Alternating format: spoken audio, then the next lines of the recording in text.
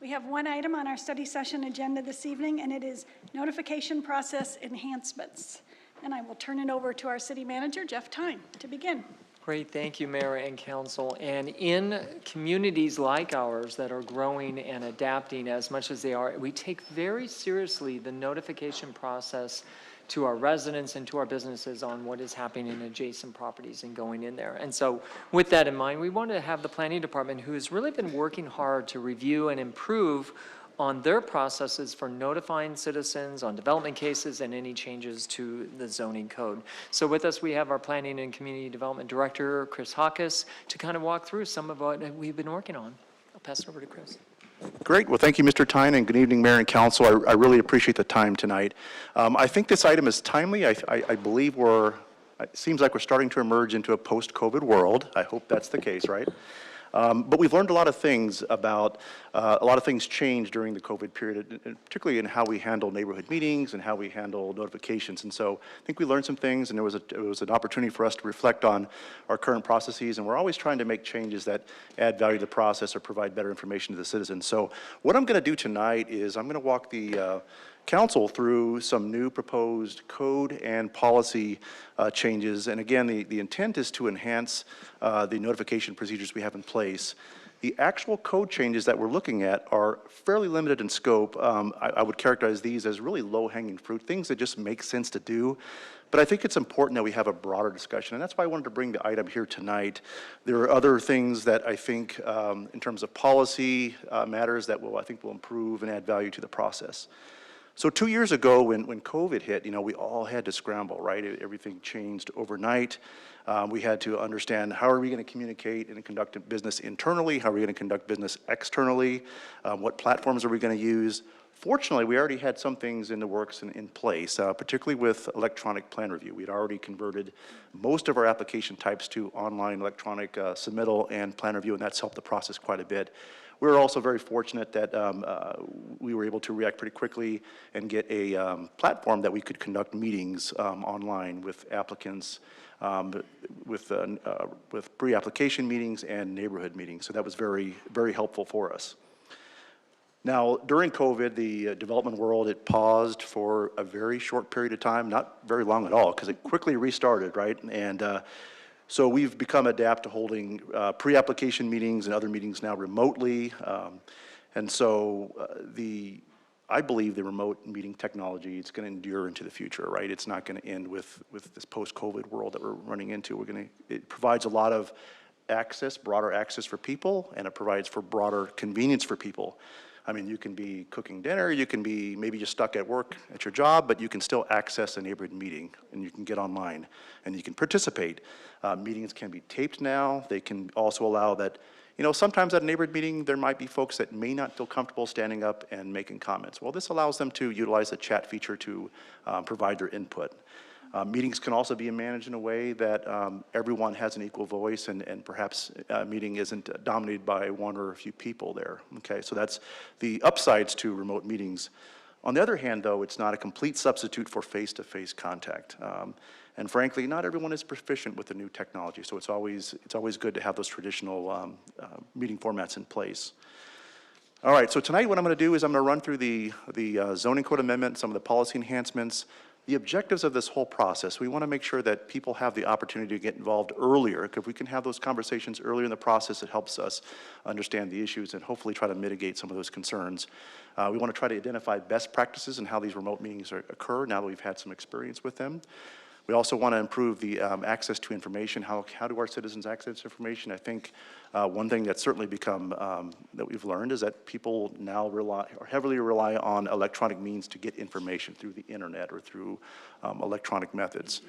But we also want to do this. We want to introduce new changes. We're not looking to extend the development process timeframe. So all the things that we're going to be talking about tonight can already be done within the existing development timeframes, and they're not going to add additional significant costs. So I think that was one of the things that we were looking at as well. Now, what you see on the screen, this is a simplified depiction of the development process.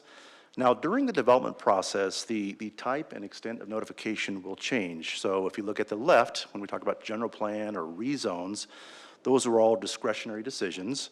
They include neighborhood meetings and public meetings, and to some extent, the requirements are already mandated under state statute, or at least a minimum requirement is mandated.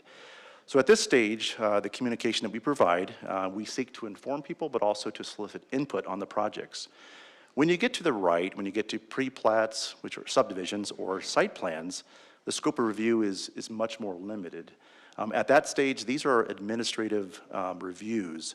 So it's no longer a question of whether the land use is appropriate or whether the zoning can be modified. The zoning has already been set and the regulations are already in place. The question at this stage really is, does the project, does it meet our policies, does it meet our code requirements? That's really the question. If it does, we have to approve it. We certainly can't arbitrarily not approve it if it meets all those requirements.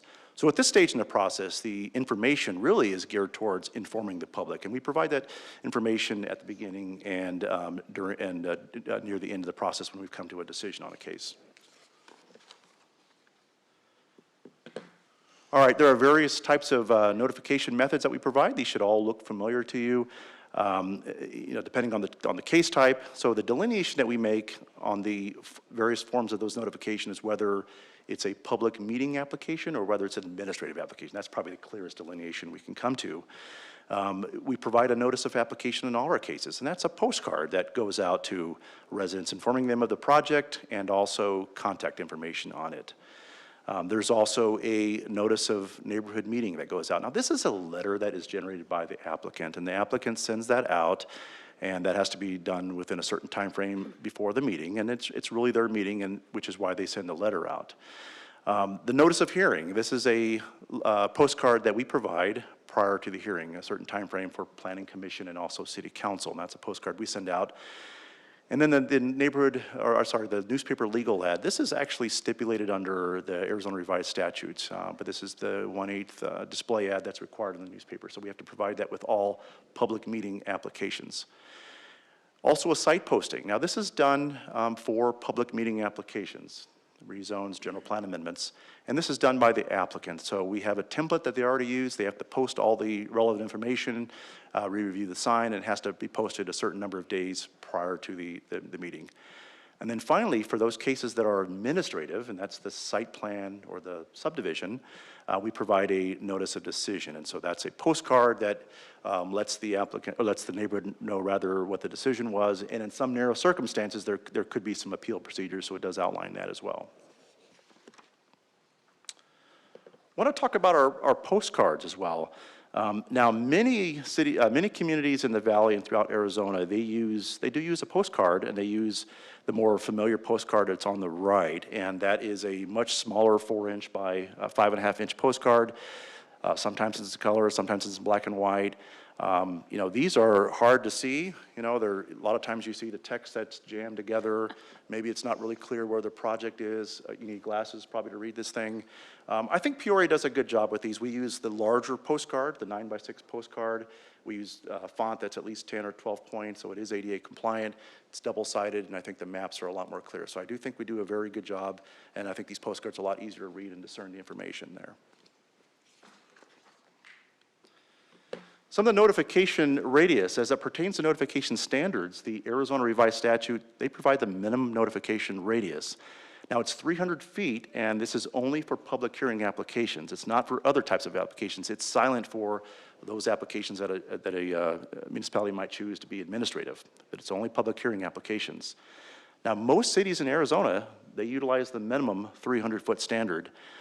Phoenix, they go to 600 feet. The city of Scottsdale utilizes 300 feet, but by policy, they actually use 750 feet. Now, as you can see on the right, the city of Peoria, we're a lot more expansive than most communities throughout the state. Depending on the size of the application for general plan or rezones, it's going to be no less than 600 feet, so we're already near the high end. And if it's a larger application, larger than 40 acres, we would require notification to out to a quarter mile, and all registered HOAs within a 1-mile radius. And so this is an HOA listing that is kept regularly updated by our Neighborhood Services Department, so we always have the most current information. For conditional use permits, those do go to Planning Commission. We utilize the 600-foot and the HOA within 1 mile. And then for the other applications, or rather those administrative applications, again, there's no state minimum standard, but we do send out notification to all within 300 feet, because those are the areas that are probably most directly impacted by those local decisions, those local cases that go through. Okay, I want to talk about some of these proposed code and policy changes. All right, so this is a graphic, and this shows the various types of public hearing application types. General plan, rezone, and conditional use permit. You'll see the different methods of notification that we provide. Now, the general plan amendment, this is explicitly spelled out in the code. What you might notice is that with specific area plan, we don't actually have any notification procedures outlined in the code. Now, however, no worries, we do, by practice, we do treat it the same way we do general plan amendments. So this is just pretty much a cleanup, and this just says that we're going to treat specific area plans the same way we do with general plan amendments. So it just will be in line with our process here. Some other case types with site plan and preliminary plat. As you can see, we do provide notification with site plans and also notice of decision as well. We don't have anything specified for preliminary plats other than an initial notice. And so, but I can tell you, just like the last slide, in practice, we treat them the same way we do site plans, meaning we provide a notice of decision when that case is done. So what we're looking to do is just, again, clarify the code to make sure it's in alignment with our current practices here. So let's talk about some of the more substantive things that we're talking about here with code requirements. So right now, when there is a neighborhood meeting, we require that the applicant send out a letter, okay? And that's all that's done. They generate a letter, that letter is sent out 10 days before a meeting. Right now, we require a site posting, a sign, to be done for when it goes to public hearing, Planning Commission and City Council. So the question really comes, why not require the sign earlier in the process, before a neighborhood meeting? Many communities already do this. The applicant already has to put a sign up, so let's just require it to be put up earlier. So we think this is something that can provide earlier notice to citizens on a case. We would require that the sign be updated with the hearing information before the public hearing. And as I'll show you in the next slide, we did do a mock-up of the new sign, and it's very easy to update. When they identify the neighborhood meeting date, we may not know the Planning Commission and Council hearing date yet. They would just say TBD, and then when those dates are known, they would just update the sign. Again, a lot of communities already do this. We think this is a pretty easy change. It doesn't add additional cost. They already have to put the sign in. We think in the code, we also want to clarify the timeframes. When we say a sign has to be put up within 15 days before a neighborhood meeting, there's a lack of clarity there. So we want to make sure it's explicit that we're not going to count the day that the sign is installed, because that could be installed late in the day, right? And we're also not going to count the day of the neighborhood meeting or the day of the public hearing. What we want to have is 15 full days for the sign to be up. And then another thing I think that's pretty good is that right now, sometimes we have cases, right, where there's action on a case, and that sign, that hearing sign stays up for an extended period of time, and sometimes we've had really long periods of time that it stayed up.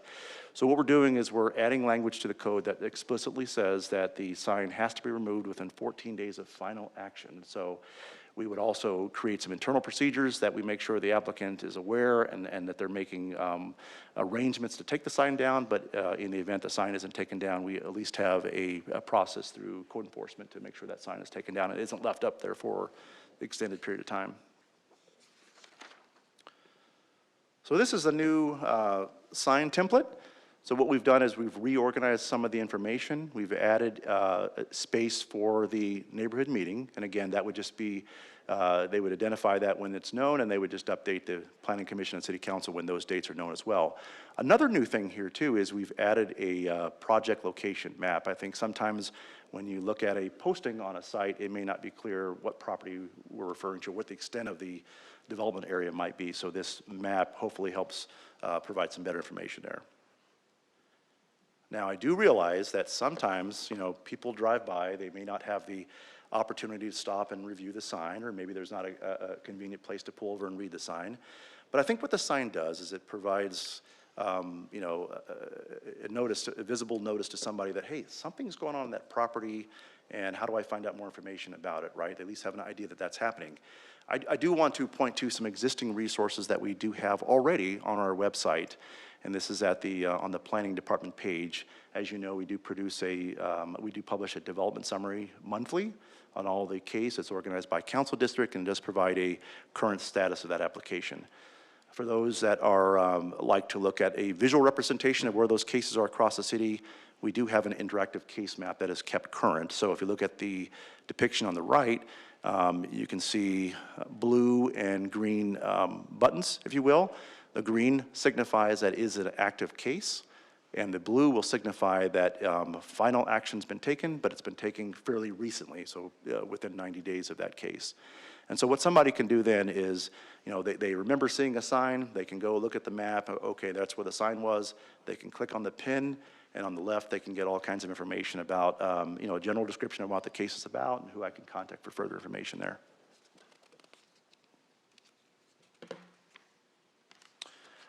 Okay, for neighborhood meetings, we currently require 10 days of notice, where for public hearings, we require 15 days of notice. I think this is an easy fix. What we want to do is standardize the timeframes for between meetings. So we want to increase the notification timeframe from neighborhood meetings to 15 days, so it's consistent. We also want to require that the neighborhood meetings happen at least after we've had a chance to do one review of the case, because often, a lot of times what happens during that first review is we have questions about the case, we need further clarification, and as a result of those comments, the site plan or the case might evolve a little bit. So by the time they go to a neighborhood meeting, we want to make sure they have the best information at that time frame to provide the citizens with, and it doesn't occur too early in the process.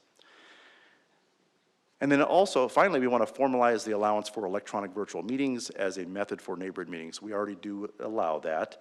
Now, I think whether we require an in-person meeting or a remote meeting, I think that depends on the area, and I think that's also depends on a conversation with the council person. I mean, you know your area is the best, and we'll want to have a conversation as to the audience and whether you think one or both methods might work, and to reach the constituents. Another policy modification, I mentioned earlier that for neighborhood meetings, again, since it is the applicant's meeting, they do send out the letter, you know, to the citizens within the radius. And we do review the letter, but sometimes what happens, what I've noticed over the years, is that sometimes the letters read more like a sales pitch. Other times they might be so dense with text or with jargon that it's really hard to decipher what exactly is going on. Or because it's so thick with text, you might lose when exactly the meeting is and where it's going to be held. And I think that's the most important part of this. What is the case and where are we going to be having the meeting? So we're going to establish some criteria for these notification letters. We already review them, but we're going to establish the information that has to go in the letter and how that request is going to be identified there.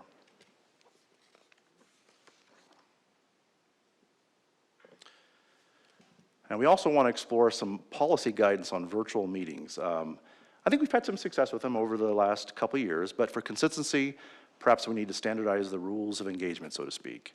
So we want to talk about the acceptable formats, also how are meetings advertised. Sometimes when you get one of those letters, you get a really long link, right? And it's hard to decipher that, and you got to type in that whole link, and it's just a little troublesome. So we want to work with the applicants to provide those quick links or the simple URL just to make it a lot easier for everybody. We also want to have some meeting guidelines for how the meeting is run. Sometimes larger meetings need to be coordinated, and how are we using the chat features? How are we capturing the comments, and how are those responses being done and recorded? And also provide that high-level policy guidance really for how these virtual meetings would occur. This next slide is some process improvements, and these are some things that we've actually already started doing, but we do have an event calendar with the city, and right now the calendar has information for events going on. It has information for all the boards and commissions dates. Why not advertise neighborhood meetings on our city events calendar? So we've started doing that, and there's no reason why that information can't be on there. We know that quite a bit ahead of time, and so I think that's just another resource that our citizens can access information on the neighborhood meeting. And then at the bottom, we've started working with our, with Office of Communications to try to refresh the Planning Department website, just to make it a lot easier, a lot more usable to read. Want to make sure that it's geared towards the citizens, that they can quickly find information. Sometimes things get lost, I think, with all the you know, a lot of the information that we provide, that we just want to make sure it's easier to do, at least before we provide the new web platform that comes out, but in the interim.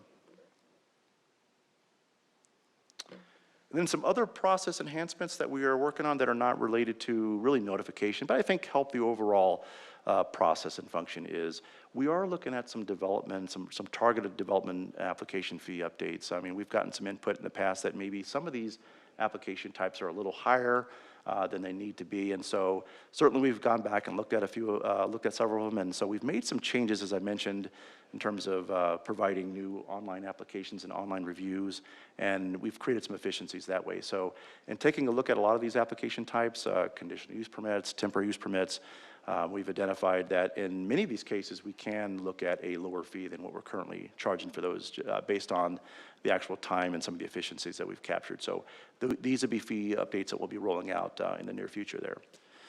I mentioned the usability and navigability. Also want to talk about, we're looking to add new resources to our planning website, how-tos, and I'm going to use that word wikis. So I guess that's it's some videos that we do that really to help, really short videos to help people. How do you submit a case? Maybe it's zoning 101, maybe it's, you know, some of those quick links, information to help citizens understand the process. I understand that it can be difficult to understand how this all fits together, and we want to make that as easy as possible in the quickest format as we can. And then again, we want to update our application forms and process guides, make sure that we're getting the right information, that our audience can quickly understands what's required of them, and so we always want to make sure we update those things. And then finally, we've collaborated with the engineering department. We did a development survey, I think about 4 years ago. We sent that out to everyone in the last year that's done business with the city, whether through the permitting or whether through case review or so forth. We send out a survey just to see how are we doing, are there other things that we can do to make changes. And so we always want to be mindful of how we can improve the process and create some new efficiencies there. So that'll be going out, I think, in the next week or so. And then finally, what are our next steps? We've already provided some information out through the Chamber of Commerce. We've also utilized economic development, their business concierge, to put information out to the business community. We had a study session with the Planning and Zoning Commission back in early March. So next steps, we would this month, the zoning code amendment, we're going to upload that to our website for online review. We're also going to send it out to external stakeholders in that. Again, I think as I mentioned earlier, the changes are pretty targeted. I think they're sensible, and they're not going to create additional steps. It's all within the current development time frame, not going to add a lot of additional cost as well. So the objective then would be to go to commission for a recommendation on May 12th, and then to come back before the council on June 7th for final action for the text amendments. So with that, Mayor and Council, that's all I have this evening. I'd certainly be happy to take any questions. Thank you. Council, any questions? Vice Mayor? Thank you, Mayor. Chris, just quickly, if someone chooses to make an appeal, is there anywhere that there's a notification how to do that, or a number they can call? Mayor, Councilmember Patena, that's a great question. On conditional use permits, there is an appeal somebody can make to the council for a final decision. So there is information that is on the card and how an appeal can be made. We also do allow appeals for site plan. Now again, as I mentioned earlier, the test for site plan is, does it meet the code or not? But somebody could appeal it, and then and there is information on the card about how they can appeal it. We would then look at it and determine if it's a valid appeal and whether it can move forward to planning commission. Yeah, thank you. You bet. Councilmember Finn? Thank you, Mayor. I have two questions. The first one, I'm going to go way back to the beginning. And if I understand it correctly, we do notifications to residents within a 600 square foot radius, correct? For applications less than 40 acres. Okay. Yep. But we will notify homeowners associations in a 1 mile radius. Registered within that is correct. Okay, so my two-part question. Question number one, what is the thought process? There's a big difference between 600 feet and a mile. I don't know how many feet a mile is off the top of my head, but I know it's a significant difference. I'm kind of looking to understand why we do 600 feet for residents and up to a mile for homeowners, HOAs.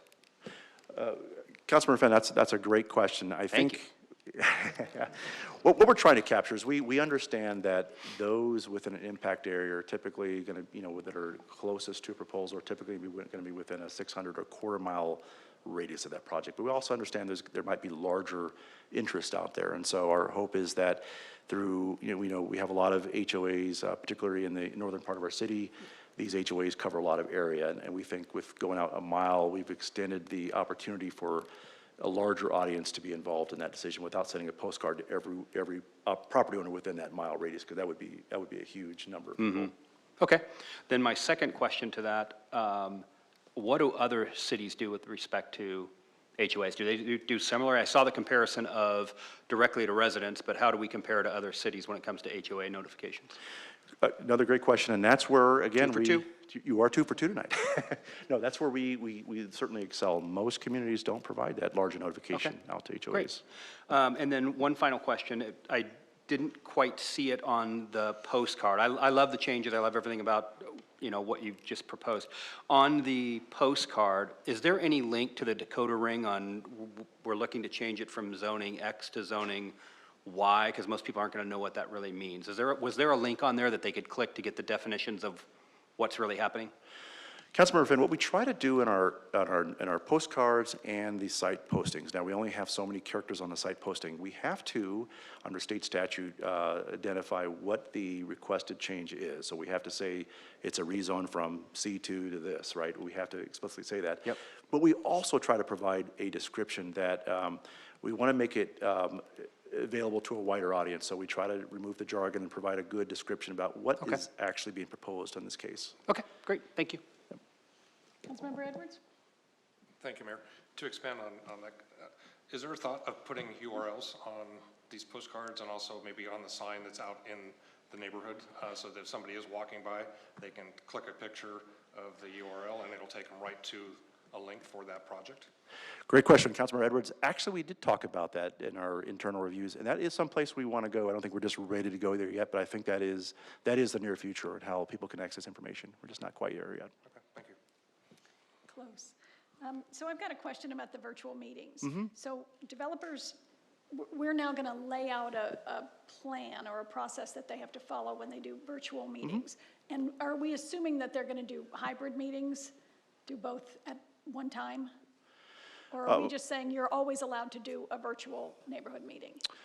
Mayor, council members, right now the code is silent on the form of the meeting, and so now post-COVID, we've allowed remote meetings to occur. There just isn't any guidelines for them. Now for the most part, they've been conducted very professionally, but we think there are some instances where there could be some practices that are standardized in terms of how we capture chat comments, how meetings can be run. I think it just help the whole process if we can standardize that a little bit through guidelines. So we are putting those into our code now. Correct, yeah. I might suggest that we take a larger viewpoint of that and think about all of the things that could occur, should occur, like maybe we're only allowing one platform, maybe it has to be Zoom, maybe it could be Teams or something, and do they have to capture the chats? I mean, I think that if we're going to touch on it and say that they're allowed, that we should put in there whatever we think needs to occur to standardize those. Mayor, council members, and what we wanted to do was establish that in a policy guideline so that if we need to make adjustments to that, we're not entertaining code changes and have to go through a process there. But I think that's, your comments are very well stated there. I think also we also want to leave some flexibility so that we can have a conversation with the council member about maybe what the most appropriate method for that meeting should be. Whether it's virtual and in-person or in-person works best, but I think we want to be able to have that conversation. Okay. I think that is a really good conversation, and we should codify it some way so that we are sure to have that conversation, because I know sometimes when you're talking about communities that have mostly elderly people, they are uncomfortable with those or feel that that wasn't some way to allow them to have their voices heard. So anyway, I think that's something we should look deeper into. Okay. And also, you mentioned that neighborhood meetings have to occur after the city's first review of the application. So currently, does that exist? Mayor, council members, currently the code is silent. I mean, actually, somebody could submit a case and have a neighborhood meeting whenever they want. We just say it has to happen before the planning commission hearing. So we've had some instances where it happens really early in the process. And so the project still has quite a bit of evolution and might change quite a bit from when the citizens saw it the first time to when it goes to planning commission. So they didn't really see that evolution. So we think if we can at least have an opportunity to get through the first review, let's clarify the information, let's make some changes that need to be made to answer some of those questions. That way, when the citizens see it at a neighborhood meeting, it's at a more developed form. I've seen people have neighborhood meetings before they even come to the city, just to get a feel for things, and that causes a lot of people to have a lot of questions. It does, Mayor and Council, and sometimes that can be a good practice, just taking the temperature, how will the neighborhood react to a case? We don't count that as the required neighborhood meeting, so. Okay, so they would still have to have another one? Yes. Okay, thanks. Well, I do want to say that I appreciate that you're looking at the fees and lowering some of them. That's something we don't usually hear, so yay, that's great. Any other comments? Councilmember Dunn? So on virtual meetings, how will we verify that, either comments or individuals aren't, working under an alias or catfishing, so to speak? Mayor, Councilmember Dunn, I'm not sure how we can do that.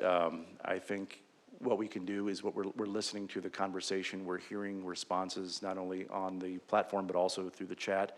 We ask the applicant to produce a report at the end of it, and I don't know that there's a way, or the way that I'm familiar with, to verify that person X is who they say they are. I mean, the neighborhood meeting is advertised to people within a certain area, but certainly people that are outside of it that might hear about it can certainly access the meeting platform, but I don't know how we can verify that.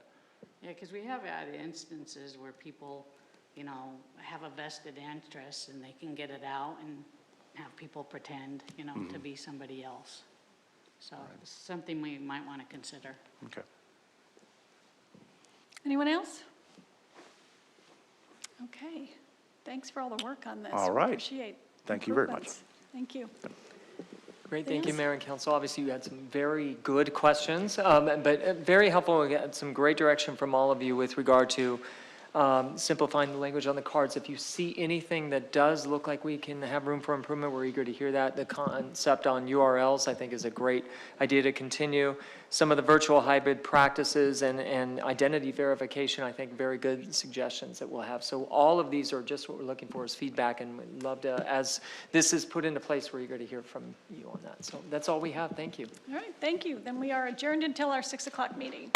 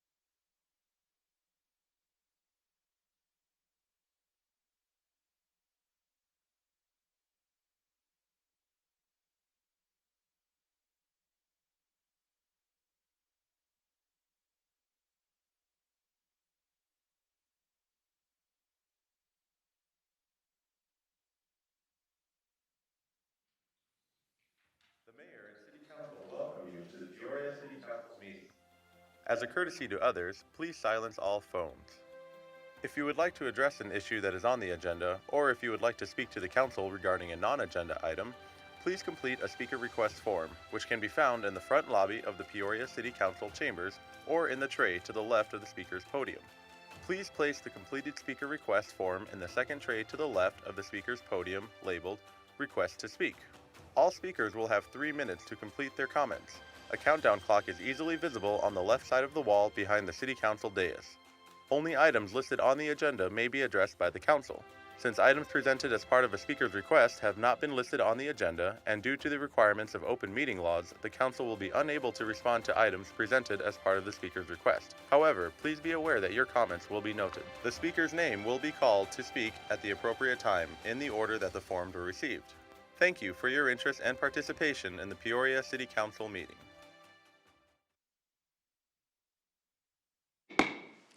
Peoria City Council meeting will now come to order. Please rise for a moment of quiet reflection and the Pledge of Allegiance led by Councilmember Finn.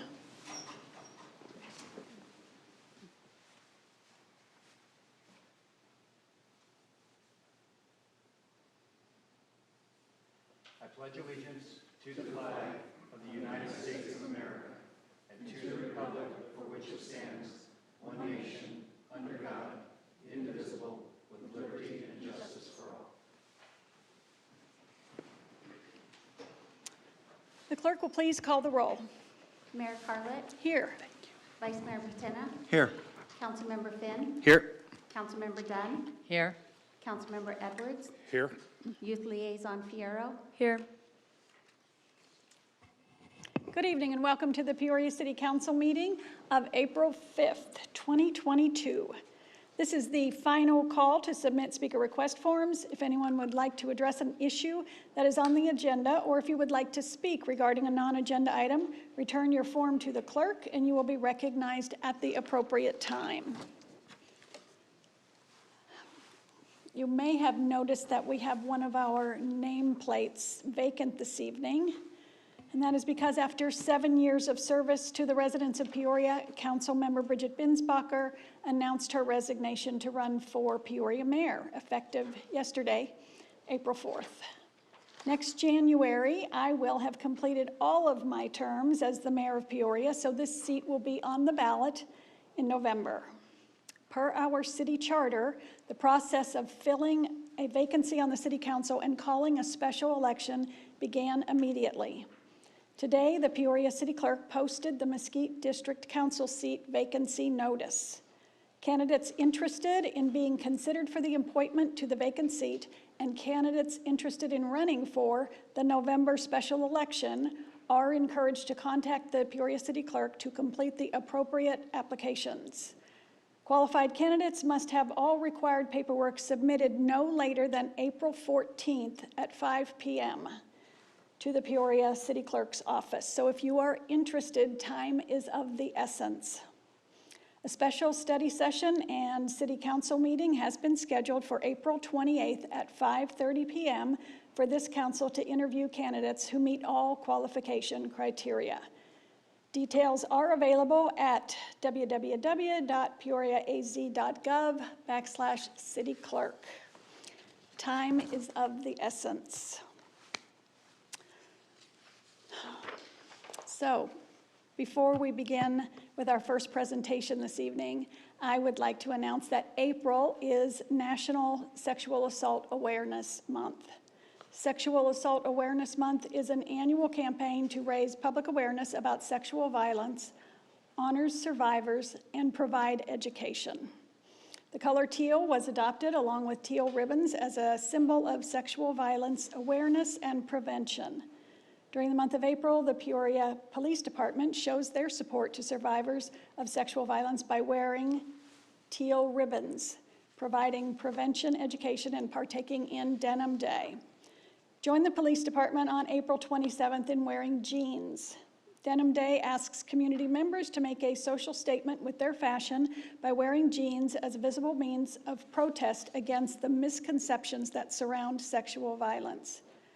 The Peoria Police Department Victim Assistant Unit is always available to provide resources and support, and they may be reached at 623-773-7414.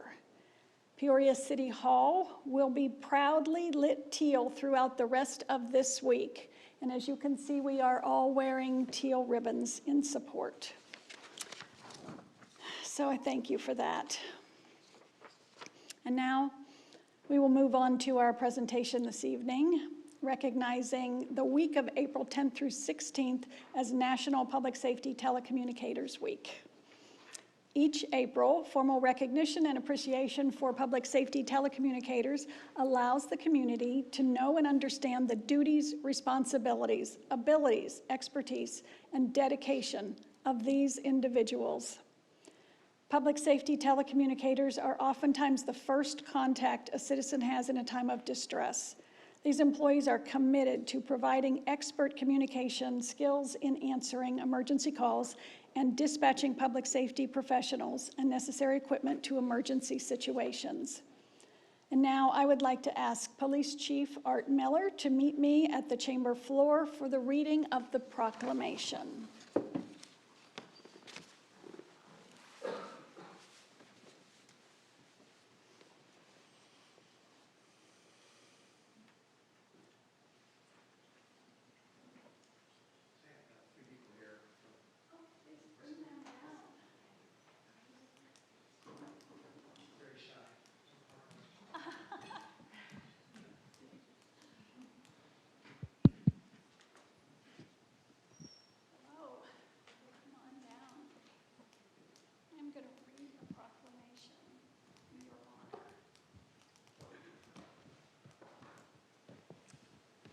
Last time we were down here, you called them the voice in the night. Yes, these are the ones who answer when you call 911. You are so glad that somebody picked up that phone and can help you. Here they are. Here they are.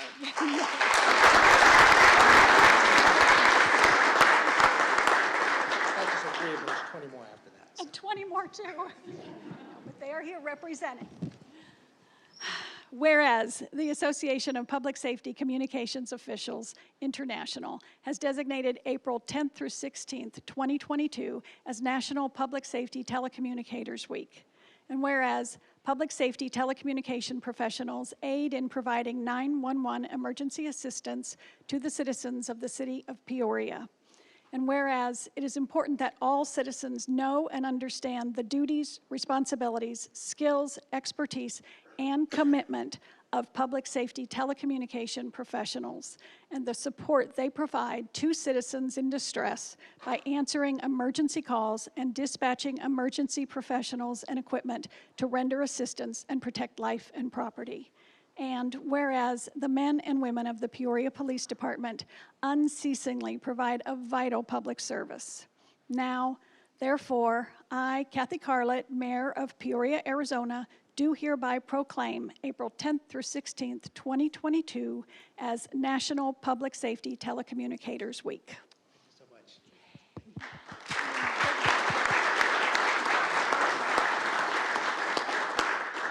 Thank you so much, Mayor.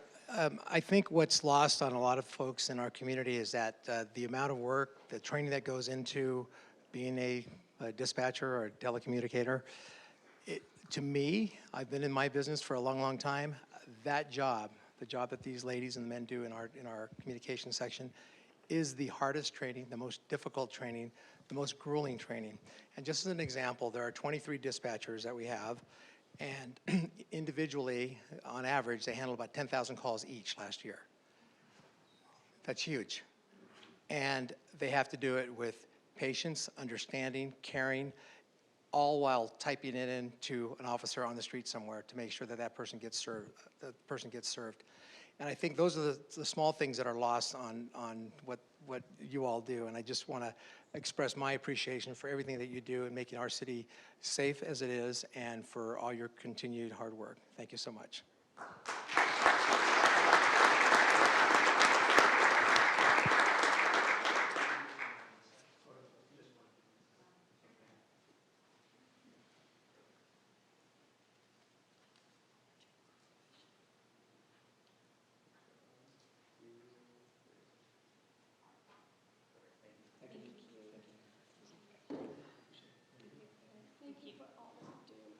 Appreciate you so much.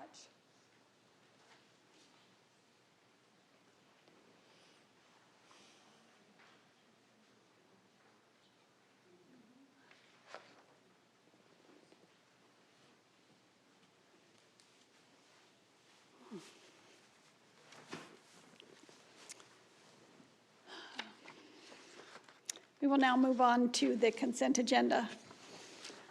All items listed on the consent agenda are considered to be routine or have been previously reviewed and/or discussed by the City Council and will be enacted by one motion.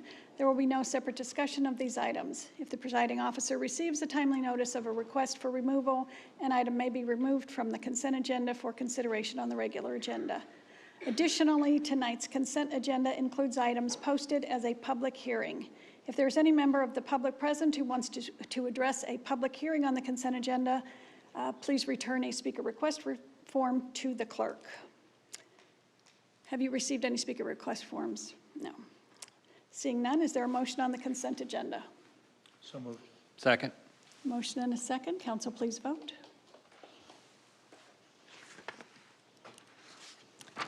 And the consent agenda passes unanimously. We will now move on to new business on the regular agenda. Item 11R, Budget Amendment, Partnership with Arizona Super Bowl Host Committee. Mr. Tyne. Thank you, Mayor and Council. And you may recall that this item was discussed at our budget review session last week. And you may not know that February 12th, 2023, the National Football League will be hosting the Super Bowl in adjacent Glendale at State Farm Stadium. Here, it's an exciting time for the global platform for Arizona really to be showcased broadly and really to get such attention and offering tourism exposure as well as an economic infusion to the area. In fact, if I recall, in 2015, Super Bowl 49 had some impressive numbers with over 120,000 visitors and an estimated $720 million economic impact to the Valley of the Sun. So to help collaborate on regional responses to this, there is an Arizona Super Bowl Host Committee. They serve really as kind of the liaison between stakeholder groups and the National Football League. Recently, the host committee did seek a partnership with the city of Peoria leading up to the February 23 event, but with much activity going on in January of 23. Specifically, the city would be designated as an official partner to be used in advertising and communications.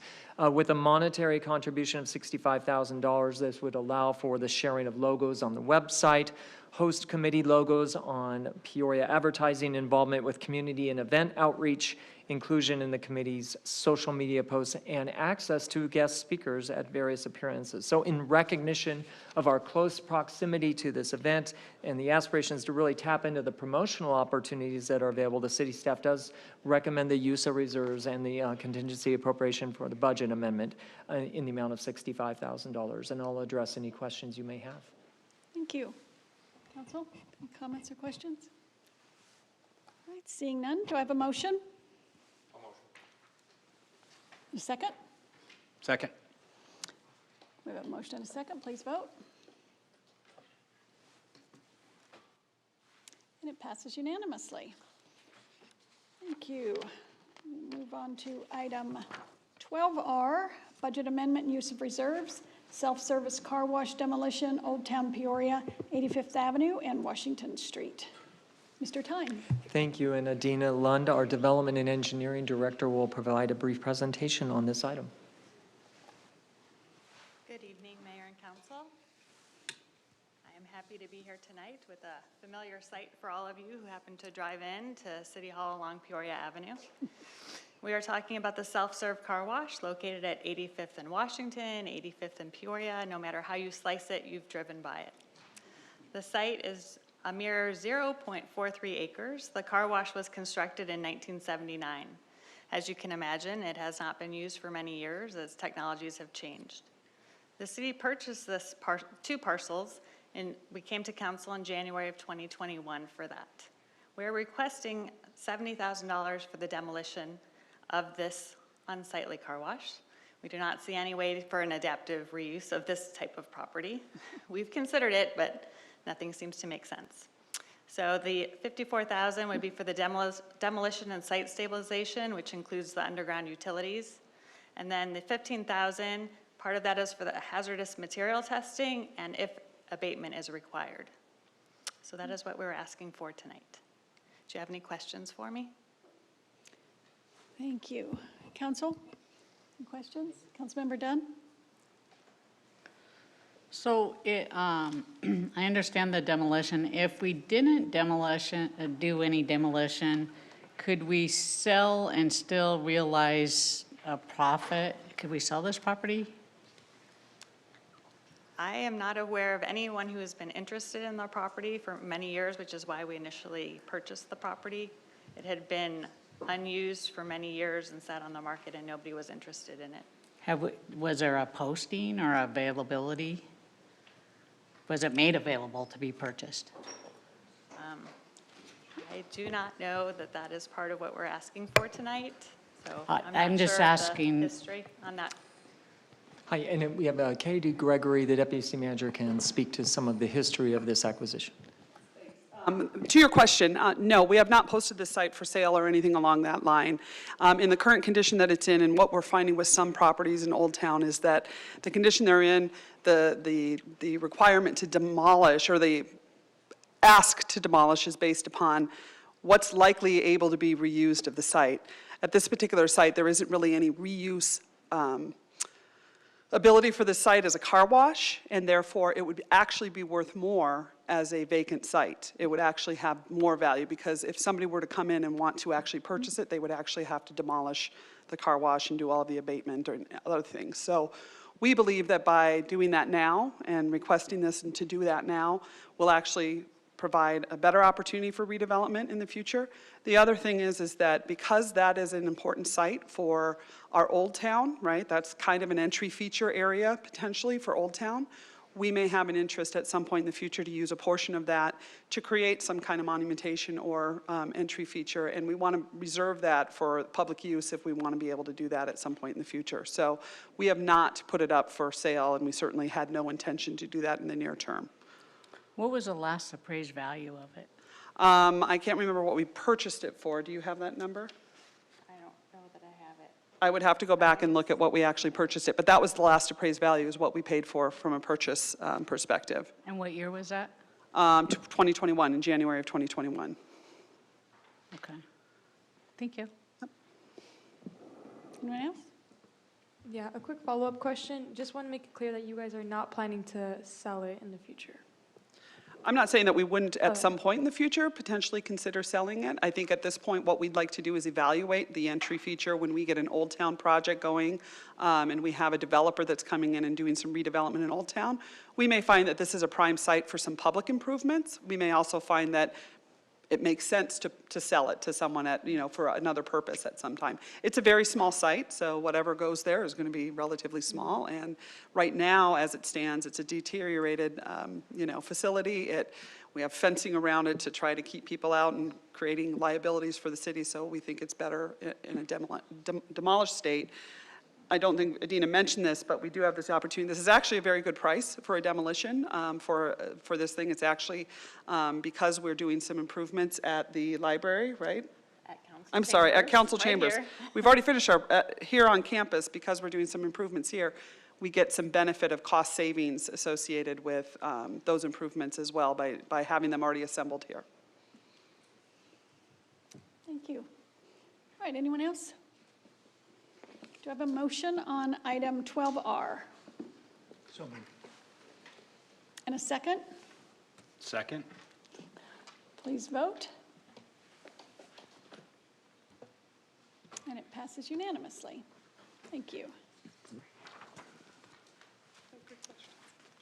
We will now move on to item 13R, authorize refunding of Municipal Development Authority obligations. Mr. Tyne. Thank you, Mayor and Council. Kevin Burke, our Chief Financial Officer, will present on this refunding of the MDA authority obligations. Great. Good evening, Mayor and Council. Clicker. Good evening. Thanks. We have, I'll be responsible for the next two items. Before I get going, though, I'd like to make some introductions. So first, I'd like to introduce You may remember him from the audit presentation, our Deputy Director of Finance for Finance and Treasury Functions, Mr. Sean Kindle. I also have in the audience two other gentlemen that have been instrumental in this issue. One is our finance advisor, Darren Hodge from PFM, and the other is the bond attorney, bond counsel, Paul Gales from Greenberg Traurig. So they're here to answer the really difficult questions, and we'll certainly have some items that I need to talk to you about as we get towards the end of this. So first, let me start with the MDA refinancing, and by MDA, I'm referring to the Municipal Development Authority. This is actually an entity that is created by the city, but stands separate from the city, and it has the ability to issue revenue bonds for capital projects. The city then comes along and pays the debt service on those bonds in exchange for those capital projects. The bonds are secured with excise tax and state shared revenue. Now, we don't use the term excise tax very often, so let me just take a moment and talk about what we mean there. So excise tax is a nice aggregate word for things like our sales tax, our half-cent sales tax, franchise fees, fines, charges, things of that nature, kind of all bundled in. What it doesn't include is the transportation sales tax, because that has a specific purpose that it can only be spent for, and these ones aren't that. So the excise tax is including all those, and it also includes state shared revenue, both the sales tax and the income tax, et cetera. You put those two revenue sources together, and we have a pretty hefty revenue relative to the actual debt service on this. In fact, we're about 24 times more than the debt service needed here.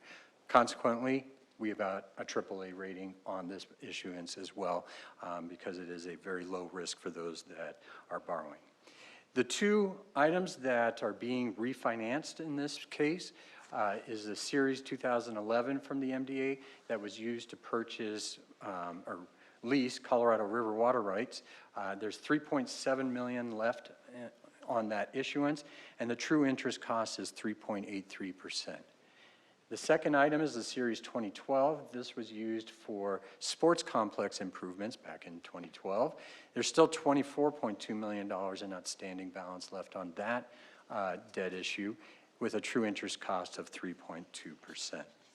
So, just like your home, you refinance when interest rates are low. But Kevin, all I've been hearing is interest rates are going up, they're going up. That's true, but let's put it in some perspective. And so these next two slides will give a little bit of that.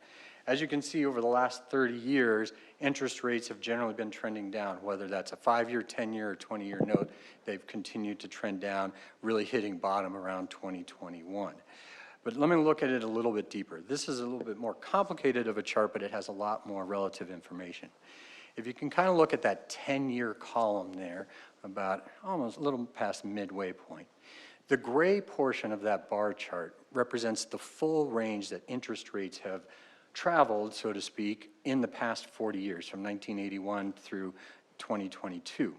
The lowest the rates have ever been was 0.58%. The highest they've ever been was 11.5, right? So that's the full range. The blue little line in the middle represents the historic average, which for a 10-year note, and that's what we're talking about in the case of these, the MDA refinance, is about 4.43%. The rate that was priced about 2 weeks ago, March 21st, was 1.95. That's the green line. So you can see, even though rates are going up, we're still quite a bit below historical average, and we're still below what the rates were that we financed at. So for both of those reasons, we stand to save some money by refinancing this debt. The other important part of this issuance is the fact that the notes have to be callable, meaning they got to be eligible to be refinanced. That doesn't happen until July 1. However, law allows us to finance within 90 days of that. That would be April 1st. Voila, here we are talking about refinancing. As far as background, we want to stay rooted in our principles of sound financial management. And one of the key policies here is that when refunding, we need to measure against the savings, and that savings needs to be in excess of $750,000. Depending upon the rate, and again, the rates are moving, they're not, they've been more stable, but not super stable lately. Our savings somewhere between $750,000 and $1.2 million. All right, so stand to save some pretty considerable dollars. It doesn't all come on day one. This is, again, spread out over the next 10 years, but represents a lower cost to the city for paying for debt that already exists, okay? The last slide that I'll talk about here is the idea that we're moving away from the MDA and financing these ourselves as the municipality. And we started that trend back in 2017, just using a more modern structure that causes the city to be able to issue what we call revenue obligations. So rather than the term bonds, same function, but they're referred to as obligations. So this allows us to do that. It's secured by the exact same monies that we were using to pay the bonds when they were with the MDA. We're just using them now with our own issuance. So the action that's on the agenda tonight is adoption of Resolution 2022-36, authorizing all matters necessary to sell and issue pledged excise tax and shared revenue refunding obligations in an amount not to exceed $30 million. Any questions on the first one? Thank you. So what is before us is whether we would like to save $750,000 to $1.2 million in taxpayer money. Any That would be the questions? Now, if you, I'm sorry, Mayor, to interrupt. Yes. If I could just, because I wasn't sure if you were going to take these one at a time or. I was combine them. going to take Okay. these one at a time. Do If you I want could- me to wait and do them both together? No, that's fine. I just need to make one important announcement. So the bond attorney informed me as he came in and saw that we were short two of our members, that this carries with it an emergency clause, and that takes 6 members to actually pass that.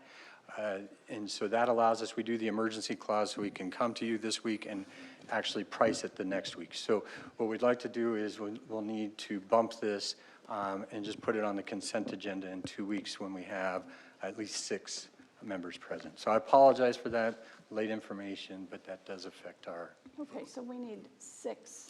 You do need at least 6 out of the 7 because of that emergency clause. You mean we need a positive vote from 6 out of 7? Yes, ma'am. Because we will not have 6, as you are aware. Right, We have yes, we a would, vacancy so we on our would have to, council. yes, that's correct. Let me So turn we need to, 5 out of 6? well, this is a good question, that's right, because 1 has resigned, so there's actually not possible for 7. Right. Again, this is Paul Gales from Greenberg Trauer. Mayor, members of the council, Paul Gales at Greenberg Trauer. We serve as bond counsel to the city, have for many years. Good to be before you tonight. If you could provide a little more detail on the constitution of the council tonight and at the next meeting, I can help answer the question. We had a council member resign to run for mayor, and so we will not appoint another person to that other seat until April 28th. And so the current council has 6 members. That's correct. Okay, then we are okay to proceed with the emergency clause. I'm a lawyer, not a mathematician. 5 out of 6 exceeds 75%, I hope. So if that's the case, then yes, we can go ahead. Okay, Good news. Yeah. Thank you. thank you. So we are back to voting on this item. Yes, ma'am. Do I have a motion? So moved. And a second? Second. Council, please vote.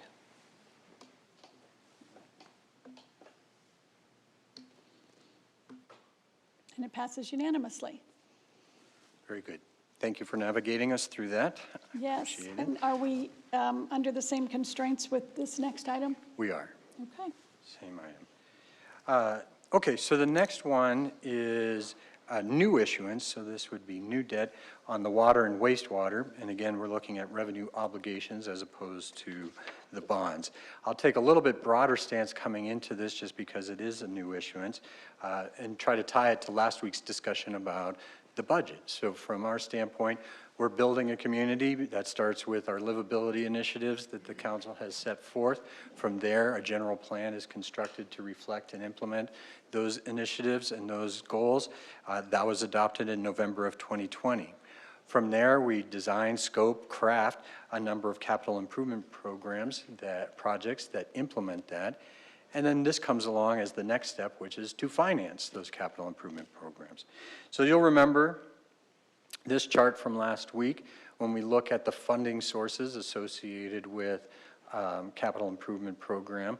We have a number of them, and tonight we are using the revenue bond yellow slice as well as utility rates to fund projects that were approved already in the CIP for last year, the FY22 through FY31 CIP. So these are already approved projects. We're just asking for the authority to finance the construction of them and going forward. So to that extent, let's talk a little bit. The background, again, is that this is Policy 11 of our Principles of Sound Financial Management, and that is city utilizes long-term debt to finance capital projects with long useful lives. Financing capital projects with debt provides for intergenerational equity. And that really proves its point here, because a lot of these projects that are on the list are for people that aren't even here yet in our community. Again, we are getting ready for expansion to service people in areas that grow. It only makes sense that we save some of this for them to pay as they arrive and come in as new customers, rather than putting the full burden on those who are here that have a lot of these services in place. So that's the intergenerational equity as it comes into play. The projects, we have 7 different water projects that we are looking at financing. The largest one here is the Pyramid Peak Water Treatment Plant Phase 2. Again, this is all about expansion, being able to treat and deliver more water to a growing population. You also see some other large projects associated with pump stations and the rehab there. Total, almost $15 million. On the wastewater side, we are, again, looking at a number of projects. We have 12 projects here, the largest one being the Beardsley equipment upgrade and expansion. Once again, enlarging the wastewater treatment plant to accommodate growth and new members. In this case, we have total wastewater projects of almost $16 million. So, similar to the MDA, the resolution provides for the sale and issuance of water and wastewater revenue obligations, Series 2022A, in the amount not to exceed $35 million. Any questions? Council, any questions or comments? All right, then, do we have a motion on item 14R? I'll motion. And a second? Second. A motion and a second. Council, please vote. And there is a reason that Councilmember Dunn does not want to finance our water and wastewater projects. So we do not have. You do. You're still there, 5 out of 6, You're right? still That's there? 83%. Oh, 4 out of 5. Yeah, because Sorry, I we're was missing already someone. moving ahead to the next one. So we will have to redo this and come back at another time when everyone is on board with growth.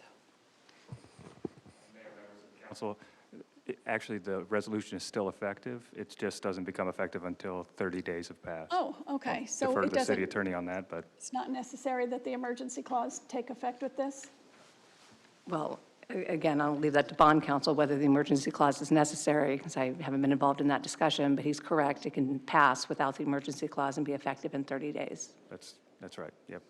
And we don't need the emergency clause. It'll just delay the calendar a bit. Perfect. Okay, well, it's good to know, so that it passes. Thank you.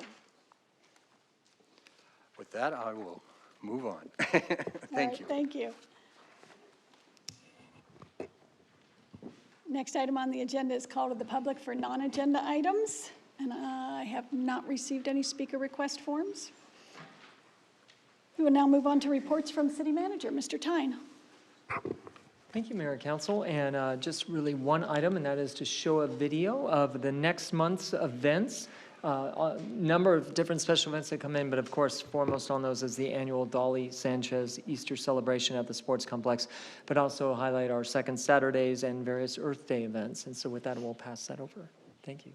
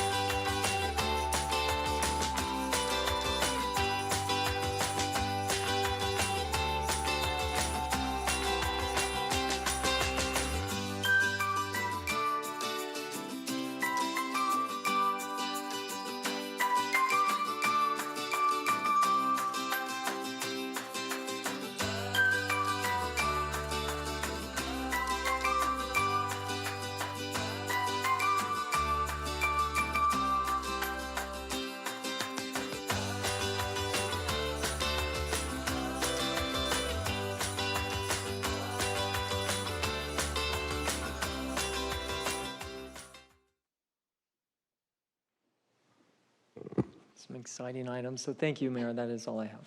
Thank you.